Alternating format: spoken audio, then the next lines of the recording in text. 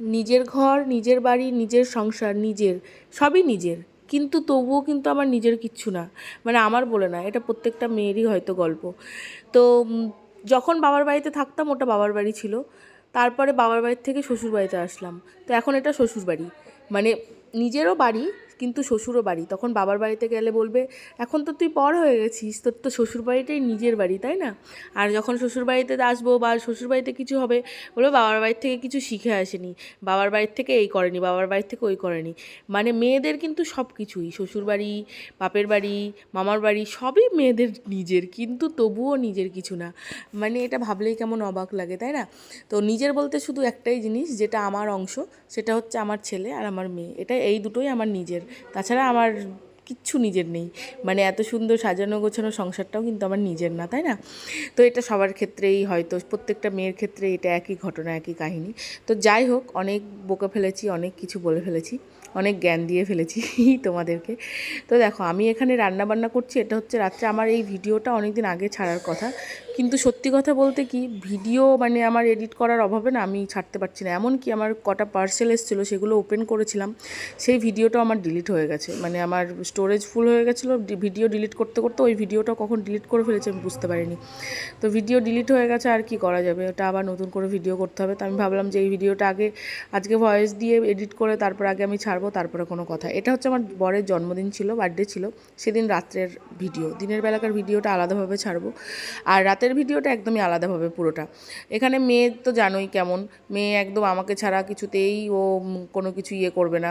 মেজদি ভাইয়ের কাছে ছিল, মানে ওটা আমার পেছনে আছে মেজো যা, আর এই পাশে যেটা ব্রাউন কালারের নাইটি পরে আছে সেটা হচ্ছে আমার বড় জায়ের মেয়ে, আর মাঝেরটা আমার মেজো জায়ের মেয়ে, আর ওই পাশেরটা লাল নাইটি পরে ওটা আমার মেজো যা।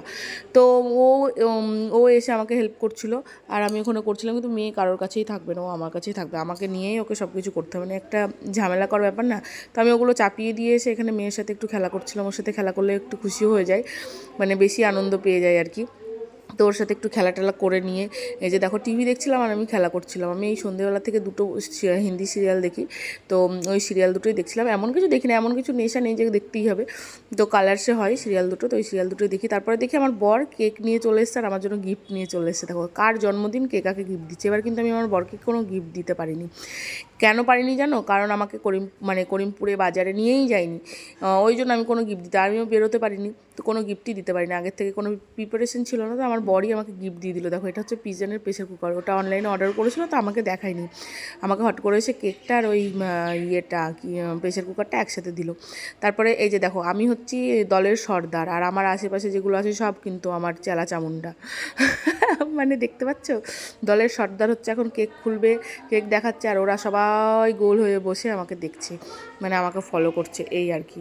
তো কেকটা আমি বের করে, আমি একটা জিনিস লক্ষ্য করেছি, যখনই আমি ভয়েস দিতে আসি বা কোনো কথা বলতে আসি ভিডিওতে, তখনই যেন চারিদিক থেকে এত আওয়াজ আসে, এত ওরা চিল্লায়, এত চিল্লা চেঁচামেচি করে, মানে আমার মাথাটা গরম হয়ে যায় তখন। মানে আমি কোন কোনায় গিয়ে ভয়েসটা দেবো, এ কোনায় কোনো কোনাতেই শান্তি নেই, কোনো না কোনো কোনায় আমার সাথে আমার মানে কী আর বলবো, আমার ছায়া হয়ে কেউ না কেউ থাকবেই, মানে এরকম একটা ব্যাপার। তো দেখো আমার ছেলে তো ফ্যান চলছিল না বলে একটু কান্নাকাটি করছিল, তো আমি একটুখানি ওকে বললাম যে ফ্যানটা পরে চালাবে। ও তো এত বিরক্ত করে, একটাও ছবি ভালো তুলবে না, মানে ছবি তুলতে গিয়ে ওর সাথে 4টে ছবি তুলেছি, 4টে ছবির মধ্যে একটাও ছাড়ার মতো ছবি না, মানে এত বিচ্ছিরি টাইপের ওর মুখটা হয়েছিল। মানে আমার মুখটা তো ছিল হালকা মতো, কিন্তু ওর মুখটা এত বিচ্ছিরি হয়েছিল, ওই জন্য আমি ছবিগুলো ছাড়িনি। মানে একটা ছবি ঠিক মতো তুলবেই না, মানে আরও বেশি মানে প্যা প্যা প্যা প্যা প্যা করবে। যাই হোক এখানে আমি কেকটা কেটে সবাইকে দিয়ে দিচ্ছি, আর মেয়ে দেখেছো হাসি কেমন পিকপিক করে হাসছে বাবার কোলে বসে বসে। তো আমি ছেলে গিয়ে ওই যে বাটি নিয়ে চলে এসছে, আমি সবাইকে কেকগুলো তুলে তুলে দিয়ে দিলাম। এটা ছেলের জন্য তুলছি, ও আবার একটু ক্রিমটা খাবে, ক্রিম খাবো করবে, কিন্তু আমি ক্রিমটা দিতে চাই না, ওই যে সমস্যা বললামই যে ক্রিম খাওয়ানো, মিষ্টি জিনিস তো একদমই খাওয়ানো যায় না। আর একটা কথা হচ্ছে, হাইপার বাচ্চাদের কখনও মিষ্টি জাতীয় কোনো জিনিস দেবে না, ওটাতে আরও বেশি হাইপার হয়ে যায়, বেশি প্রোটিন দেওয়া যাবে না, মানে অনেক রকমের সমস্যা। আর কি বলবো, সব সমস্যা নিয়েই সমাধান তো খুঁজে বার করতেই হবে, কিছু না কিছু সমস্যা থাকলেই সমাধান থাকে, এটাই স্বাভাবিক। তো এই যে আমিও একটু কেক টেক খেয়ে নিলাম, তো বাকি নিচে পাঠিয়ে দিয়েছি কেক সবাই সবাইকে। আর আমার ক্যামেরার পেছনে কিন্তু সবাই ছিল, কিন্তু ওরা ক্যামেরার সামনে আসতে কেউই কমফোর্টেবল না। তো আমিও জোর করি না বা সেরকম ইয়ে করি না। তো ওই জন্য ক্যামেরার পেছনে থেকেই সবাই থাকুক, সবাই এনজয় করুক, আমি ক্যামেরার সামনেই থাকি না হয়। তো আমি একটুখানি কেকটা খেয়ে নেবো, খেয়ে নিয়ে বাকি যে কেকটা ছিল সেটা তো আর পুরোটা খাওয়া যায় না, রাত্রে আবার পোলাও খাবো, চিকেন কষা খাবো। তো সেই জন্য আমি বাকি কেকটা রেখে দিয়েছি। তারপর দেখো আমি সব কিছু রান্নাবান্না করে নিয়ে পুরো নিচে নামিয়ে নিয়ে চলে এসেছি, কারণ নিচে সবাই মিলে খাই তো, আর সবাই মিলে খাওয়া আর নিচে নিয়ে এসে সুবিধা হয়, মানে সবাইকে দিয়ে তারপরে নিজের নিয়ে খেয়ে নেওয়াটা এটা একটা সুবিধা হয়। আর আমি ওটা বাটিতে নিয়েছি কেন, সবাইকে পাতে দিয়েছি, থালাতেই দিয়ে দিয়েছি, আর আমি বাটিতে নিয়েছি কেন বলো তো, ওখানে ছেলের মাংসটাও একবারে তুলে নিয়েছি, কারণ ছেলেকে 2 পিস মাংস দিয়েছিলাম, আর ছেলের জন্য আর 1 পিস মাংস মতো আমি তুলে নিয়ে রেখে দিয়েছিলাম ওই বাটিতে। আর ওই জন্য একেবারে নিয়ে বসেছি, আবার বারবার উঠবো। আর আমার শাশুড়ি ওইখানে রুটি ভাজার জন্য ময়দা মাখছিল, মানে রুটি ভাজবে বলতে আমার জায়ের মেয়ের তো অপারেশন হয়েছে, তো ওর জন্য 2টো রুটি ভাজবে, ওই জন্য ময়দাটা মাখছিল। তারপর আমি উপরে চলে এসেছি, এসেই দেখছি বাবা সব একদম এসি মেশি চালিয়ে সব ঘুমু করতে ব্যস্ত, মানে একজন তো লাফালাফি করতে কি করবে, গাড়ির মানে বিছানার মধ্যে ঠিক পাচ্ছে না, একবার এসি চালাতে যাবে, একবার ফ্যান চালাতে যাবে, এই সব করছে।